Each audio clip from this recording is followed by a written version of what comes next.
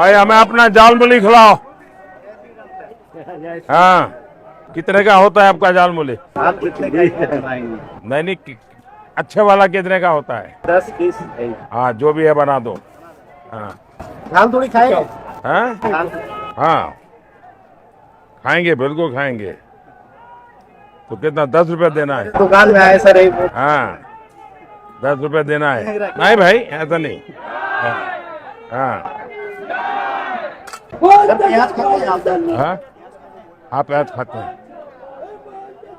दिमाग नहीं खाते बस।